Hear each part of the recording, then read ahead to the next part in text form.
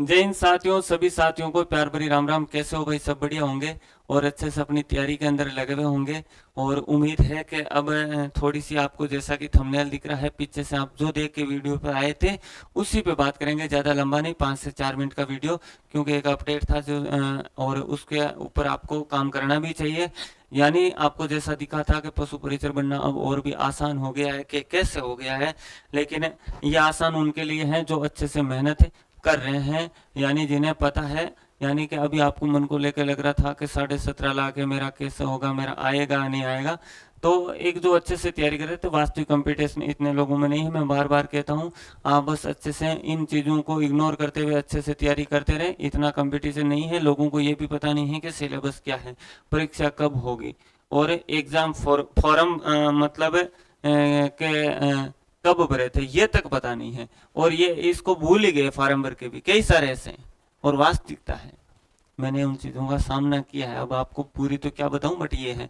चलो भाई, अब पशु परिचर बनना आसान कैसे हुआ सर, आप बताइए। आपने न्यूज़ देख ली होगी, और ये मैं बहुत लेट बना रहा हूँ, बट क्योंकि यानी ये सारी चीज़ें क्लियर है कि मैं सोच रहा था कि आ जाए। यानी आपके भाई एक तो पार्ट ए था, और यानी जिनको नहीं पता, एक पार्ट आपके बी था। यानी पार्ट बी में आपके निश्चित है जो टॉपिक दे रखे थे, और ये बिल्कुल अच्छे से आपने एक नहीं दो दो बार कवर कर लिया। और भी अपन पढ़ रहे हैं, अच्छे से कवर कर लेंगे। और जिसको अच्छी पार्ट बी के लिए सिर्फ एक अपना जो यानी वो हस्तलिखित नोट से सिर्फ वो पढ़ लो, वो यानी कि बस से अच्छे से तरीके से सारी चीजें हो जाएगी। अब है पार्ट ए, जिसको लेकर अपन बात कर रहे हैं। यानी अब आसान कैसे हुआ भाई? पार्ट जो आपके ए था, यानी इसके अंदर भाई विस्तृत रूप से सिलेबस नहीं दिया था। यानी कि ऐसे ही दिया गया था कि जैसे सब्जेक्ट, यानी जैसे राजस्थान सामान्य अध्ययन है, राजस्थान यानी कल्चर, हिस्ट्री, ज्योग्राफी, यानी कि कुछ वो नहीं था कि सामान्य विज्ञान या मैथ। यानी कि बहुत कुछ बड़ा वो चीजें थी, बट वो चीजें क्लियर नहीं थी कि उनके अंदर क्या क्या टॉपिक है। यानी वो चीजें नहीं दी हुई थी। लेकिन भाई अब जैसे ये अपने चेयरमैन साहब जो कर्मचारी चयन बोर्ड के हैं, तो सर के द्वारा ये कल टीवीट आया था, और आपको सब चीज़ें वो चीज़ें पता है कि यानी कि अब आपके पार्ट ए का सिलेबस है। यानी पार्ट ए का जैसे ये आप देख रहे हो, यानी कल मीटिंग हो गई, और मेरी उम्मीद है कि 1-2 दिन में हम विभाग हमको सिलेबस भिजवा देगा, और शीघ्र ही हम उसे जारी कर देंगे। ये बहुत अच्छी न्यूज़ है भाई आपके, मैं कहता हूँ बहुत शानदार न्यूज़ है। अब आप जारी होने के बाद में भी ये फायदा किसको होगा भाई? यदि मैं मानता हूं कि जो ये पार्ट ए का आपके सिलेबस जारी हो जाता है, तो ये पार्ट ए का विस्तृत सिलेबस जारी होने के बाद में सबसे ज्यादा किनको फायदा होगा? वास्तव में फायदा उनको होगा जिनको पता है कि भाई सिलेबस क्या था। यानी मैं तैयारी कर रहा हूँ नहीं कर रहा हूँ, काफी सारे स्टूडेंट उसी में हैं कि भाई हम अभी 2 महीने में लास्ट में पढ़ लेंगे, तो उनको कोई मतलब नहीं है।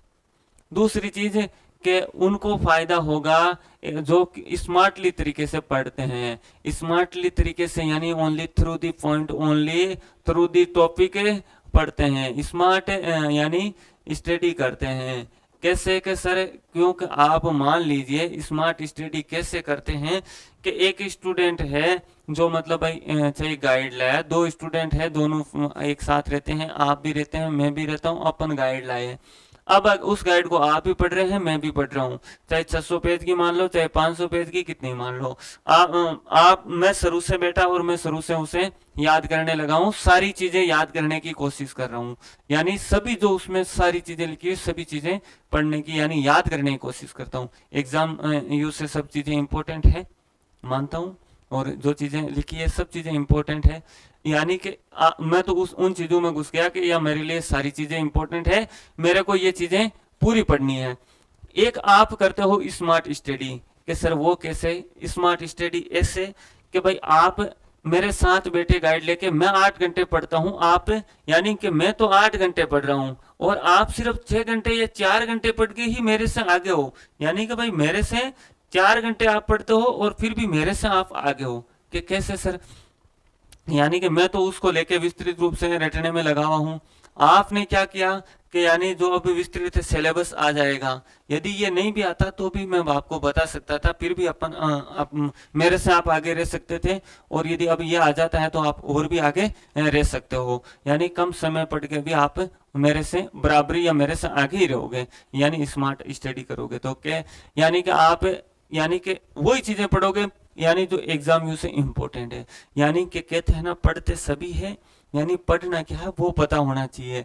यानी अपने बात करें एग्जामिनर पूछता क्या है उन चीजों को पढ़ना है।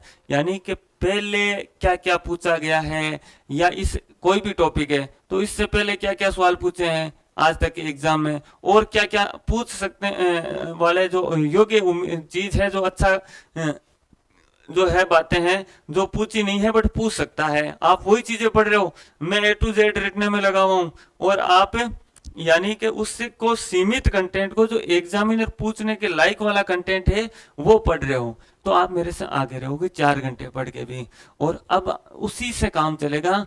यानी ऐसे सारी चीजें याद करने से काम नहीं चलेगा। यानी मैं करवाने को आपको यूट्यूब पर एक ही दिन में 5000% याद यानी करवा सकता हूँ क्लास लेके 12 घंटे के अंदर, बट उनका कोई वो नहीं है। यानी कि लास्ट में करवाएंगे भी, बट उपयोगी कंटेंट ही पढ़ना है। अब आपके पास सीमित समय है, यदि आपने इतने दिन अच्छे से तैयारी की है तो आप उसका अच्छे से रिवीजन मारने में लग जाइए, और रिवीजन भी उस तरीके से मारिए कि अब जो अपने 80 से 85 दिन बचे हैं, इन 85 दिन है समथिंग 85 दिन, इन 85 दिनों का इतना अच्छे से सदुपयोग करना है कि रिवीजन भी करना है। इसके अलावा कोई उतना डीपली नहीं, यानी जो एग्जामिनर पूछे प्रश्न वहां से पढ़ना, भाई प्रश्न वहीं से आते हैं बार बार। यानी आप जब पढ़ने यदि आपको खुद को पता हो जाएगा ना कि यार मैं ये चीज पढ़ रहा हूँ, मेरे से इनमें से प्रश्न पूछ सकता है। और एक चीज होती है कि आपको जब ये पता ही नहीं रहता कि यार आप पढ़े जा रहे हो, तो कई बातें ऐसी होती है जिनसे प्रश्न बने ही नहीं आज तक, और प्रश्न बनने ही नहीं है उनसे, फिर भी वो चीजें दी होती है, देनी जरूरी है, उनमें वो चीजें होती है, चाहे कोई भी कुछ भी हो, लेकिन उनमें वो चीजें होती है। बट आपको वो चीजें नहीं पढ़नी, आपको ये पढ़ो चाहिए, बट पढ़ने वाले पढ़ते हैं जो भी पीछे रहते हैं, लेकिन एक आपको पता है कि मेरे को सिर्फ ये चीजें पढ़नी है, इनसे ही प्रश्न आते हैं, और ये एक पर्सन बनने लायक ये चीज है।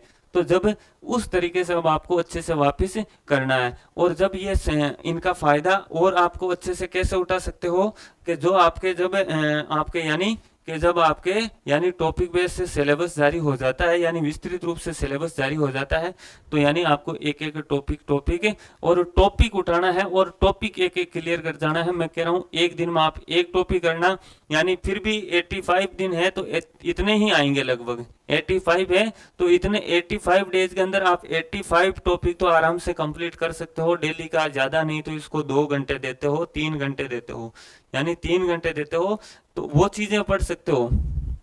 यानी 3 घंटे में वो चीजें पढ़ सकते हो जो एग्जामिनर आपसे पूछने योग्य चीजें हो, उपयोगी कंटेंट हो, वो पढ़ सकते हो एक टॉपिक 3 घंटे के अंदर। और 85 टॉपिक लगभग इतने, यदि ज्यादा टॉपिक है तो भाई कोई छोटा टॉपिक भी है जिनको आप एक दिन में 2 टॉपिक भी कर सकते हो। तो इसका ये फायदा आपको बहुत अच्छे से फायदा उठाना भी है। इसके अलावा यदि आप पार्ट बी के लिए काफी सारे पूछ रहे हैं सर पार्ट बी के लिए कौन से नोट्स पढ़े, अच्छे नोट्स जिससे हमारे एक ही मतलब उसमें कवर हो जाए, यानी कि भाई एक चीज ये बस है वो पढ़ लिए, उससे मेरे हम अच्छे से सारी चीजें कवर हो जाए, कि उतने हार्ड तरीके से नहीं लिखा हुआ, उतनी हार्ड बातें नहीं लिखी हो, यानी उतने भी डीपली नहीं लिखे हो जो मतलब भाई, क्योंकि एक ज्ञानी बनना चीज अलग होता है, एक उपयोगी कंटेंट पढ़ना अलग होता है। पढ़ने को आज चाहे पार्ट बी को लिया जाए तो पार्ट बी को एक डॉक्टर बनता है वेटनरी, यानी तो उसको कितनी सारी चीजें पढ़नी होती होगी। एक एलएसए वाला है उसमें थोड़ा सा उसको अच्छा हार्ड अच्छे लेवल और थोड़ा डीपली कंटेंट पढ़ना पड़ेगा। आपको जितना आपके पूछने योग्य कंटेंट है, आपको सिर्फ सिलेक्टेड वो मैटर चाहिए कि भाई वही पढ़ना आपको, और सिर्फ वैसा ही कंटेंट लिखा और इतने शानदार तरीके से नोट्स लिखे हुए हैं, यदि आप बार बार पूछते हो तो आप ये नोट्स पढ़ सकते हो, यानी ये नोट्स पढ़ सकते हो, और बिल्कुल एकदम शानदार तरीके से लिखे हैं, और एकदम यानी अच्छे लिखे हुए हैं, और अच्छे हैं वास्तव में। आप यानी आसानी होते महीना भर में क्यों बार बार मैसेज आ रहे सर पार्ट बी के लिए क्या पढ़े, पार्ट बी के लिए, तो भाई आप इनको अच्छे से कवर कर सकते हो। और लगभग आप इन के सर ये कहाँ मिलेंगे, तो भाई हो सकता है आप लगभग आपके बुक डिपो पे मिल जाएगा, बट बुक डिपो पे नहीं मिले तो आप नीचे भाई इनका ये जो ऐप है, ऐप से भी कर सकते हो, यानी ऐप से भी आप लेके ऑर्डर कर सकते हो, यानी ऐप से मंगवा लो, और अच्छे से 3 महीने में तो 3 बार पढ़ लोगे इनको, 3 महीने में इनको 3 बार आराम से कवर कर लोगे। तो ये आपके ऐसे समझो एक रिवीजन वाला ही सिस्टम है, यानी यदि आपने विस्तृत रूप से पढ़ लिया तो आपके एकदम इससे रिवीजन लिया अच्छा कंटेंट नहीं हो सकता।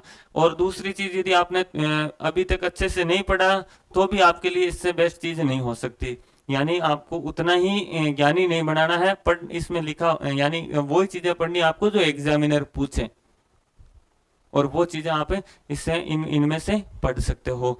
दूसरी चीज एक बार बार आ रहा था कि सर अपने यानी कि आराम से आप यदि चाहो तो, जैसे कि सर यहाँ पे टॉपिक बाय टॉपिक है, यदि कहीं हमें ऑनलाइन पढ़ सकते हैं तो ऑनलाइन पढ़ने के लिए भी आप बिल्कुल पढ़ सकते।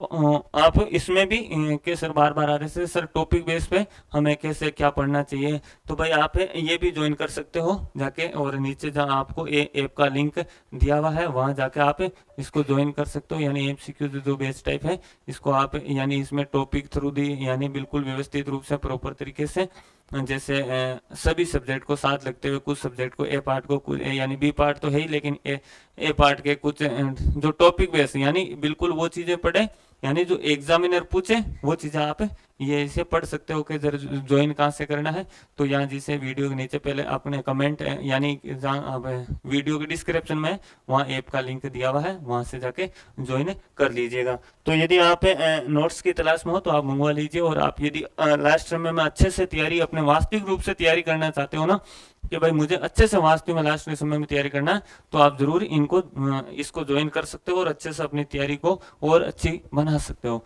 जय हिंद, जय भारत।